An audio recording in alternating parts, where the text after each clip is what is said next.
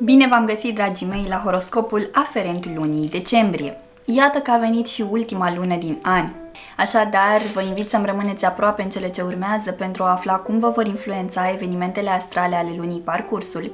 De asemenea, vă invit să urmăriți și videourile aferente semnelor zodiacale în care aveți ascendentul și luna amplasate în hărțile natale. Totodată, vă reamintesc că acesta este un horoscop general, așadar tratați-l ca atare, iar dacă doriți analize astrologice personalizate, atunci vă invit pe site-ul meu www.terapieprin-astrologie.ro la secțiunea magazin, unde veți găsi toate serviciile astrologice puse de mine la dispoziție pentru voi, astfel încât să reușiți să aprofundați cât mai bine toate predispozițiile cu care ați venit în această existență, dragii mei.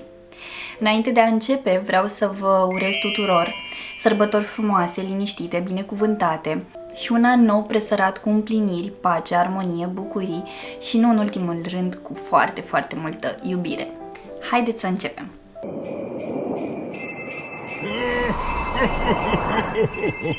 Merry Christmas! Bun găsit, dragi nativei zodiei Fecioară, și bine ați revenit la horoscopul aferent lunii decembrie. Acest video este pentru toți cei dintre voi care v-ați născut în acest semn zodiacal, dar și pentru cei dintre voi care aveți ascendentul, descendentul, luna, planetele Marte, Venus sau Mercur, dar și unul dintre cele două noduri lunare amplasate în acest semn zodiacal în hărțile voastre natale. Așa cum v-am obișnuit, vom discuta despre începutul, mijlocul și finalul de lună.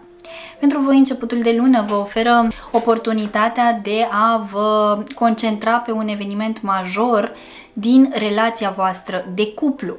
Trebuie să deveniți mult mai conștienți de ceea ce aveți de făcut. A venit momentul să stabiliți mai clar o direcție.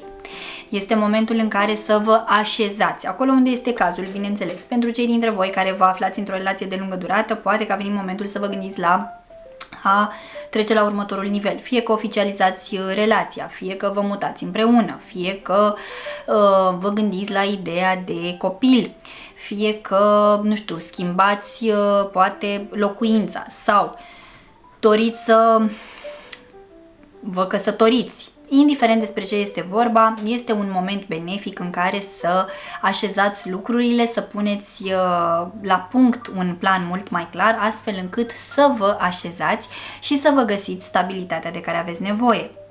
Mai mult decât atât, este o perioadă bună în care să comunicați sincer, clar și deschis cu partenerul de cuplu tot ce are legătură cu nevoile voastre, cu nevoile cuplului vostru, cu ceea ce este de făcut pentru ca lucrurile să se întâmple și pentru ca ele să capete un contur mai clar, acolo unde este cazul, bineînțeles, astfel încât să vă aduceți pe o linie de plutire și să aduceți un echilibru. Totodată, începutul de lună aduce cu sine și posibilitatea de a fi mai atenți la acțiunile voastre, pentru că Marte, din semnul vostru vecin, din zodia Leu, pe data de 7 își va începe mersul aparent retrograd, ceea ce înseamnă că acțiunile noastre vor trece printr-un filtru mult mai atent, iar acest lucru ne va ajuta să ne îndreptăm către o stabilitate mult mai mare. Dar, ca orice eveniment astral de acest gen, bineînțeles că va aduce cu sine și diverse provocări, diverse lupte de orgolii și atunci trebuie să deveniți conștienți ce este mai presus de atât. Dacă iubirea dintre voi este mai presus, dacă ceea ce vă doriți în raport cu partenerul de cuplu este mai presus, cu siguranță veți depăși și aceste mici momente de confruntări personale.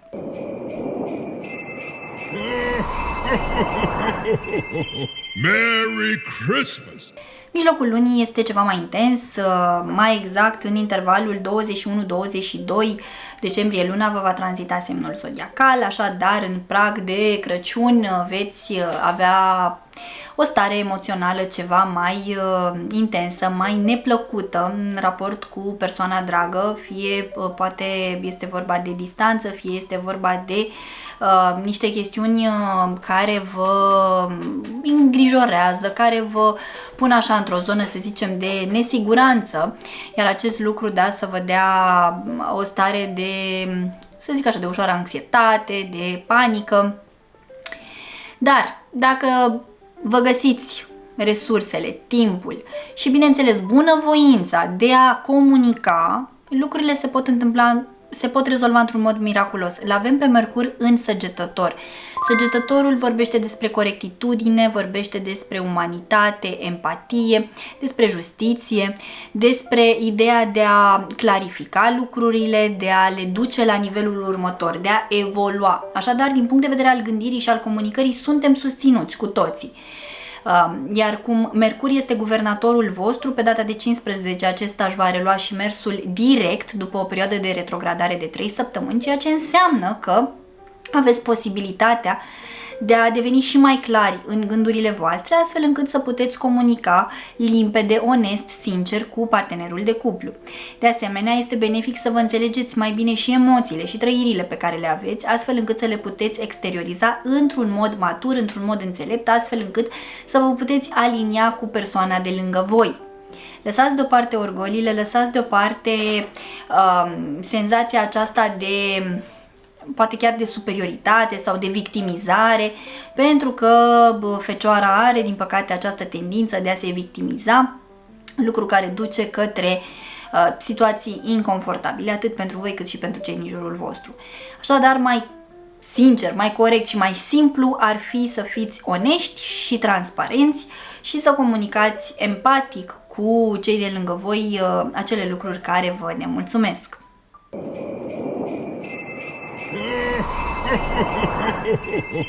Merry Christmas! Finalul de lună din nou pune accent pe nevoia de a echilibra ceva din viața voastră personală, din relația voastră. Veți dori cumva să vă apropiați mai mult de partenerul de cuplu, să îl simțiți aproape, să vă conectați la el, să îi comunicați ceea ce simțiți, să vă bucurați de prezența sa și cumva să vă gândiți mai clar la ceea ce aveți de făcut pe mai departe. Este un final de lună și de an liniștit pentru voi, atât că aveți nevoie să deveniți mai siguri pe ceea ce vă doriți, mai clari în ceea ce vă doriți și în felul acesta se va așterne în viața voastră mai multă liniște, mai mult echilibru, mai multă pace. Veți deveni mai credibili pentru cel de lângă voi, veți deveni mult mai... veți căpăta așa o aură care vă va pune într-o lumină extrem de favorabilă față de persoana dragă vouă, pentru că va simți că poate avea încredere în voi, că se poate baza pe voi și tot așa. Dar de voi depinde cum vă gestionați această energie și cât de mult vă conectați la această energie și ce alegeți să faceți cu ea, bineînțeles. Da? Așadar, un final de lună liniștit pentru voi, bucurați-vă de sărbători, de cei dragi și de evenimentele frumoase ce vor avea loc în anul ce urmează. Dragilor, acestea sunt informațiile din punct de vedere astrologic pentru toți cei dintre voi care aveți legătură directă cu energia zodiei Fecioară în luna decembrie. Așa cum v-am obișnuit, am să extrag și câteva mesaje de la cărțile Oracol, să vedem ce mesaj sau ce mesaje au acestea pentru voi în luna decembrie.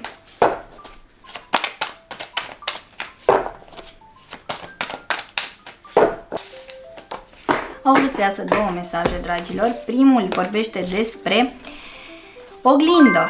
Ia uite, cine sau ce declanșează ceva în tine? Iată, fie că este vorba despre partenerul de cuplu sau de o situație sau de anumite persoane din viața ta care apasă anumite butoane din interiorul tău, ei bine, amintește-ți că acestea doar reflectă ceea ce se află în interiorul tău și atunci este mai ușor să fii deranjat de ce vezi în exterior decât de ceea ce vezi în interiorul tău.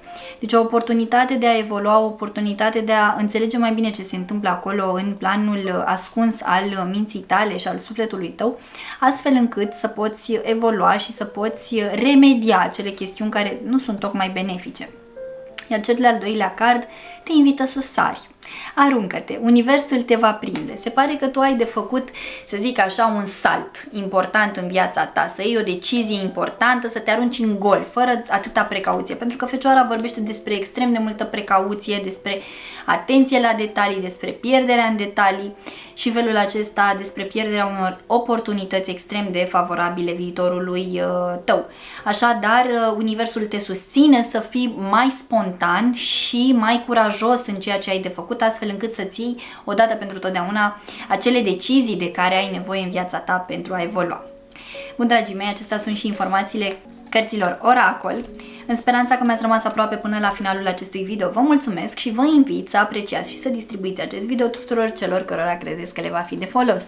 Vă doresc ca luna decembrie să aducă în viețile voastre toate binecuvântările de care aveți nevoie. Vă pup, vă îmbrățișez și pe data viitoare. Pa, pa!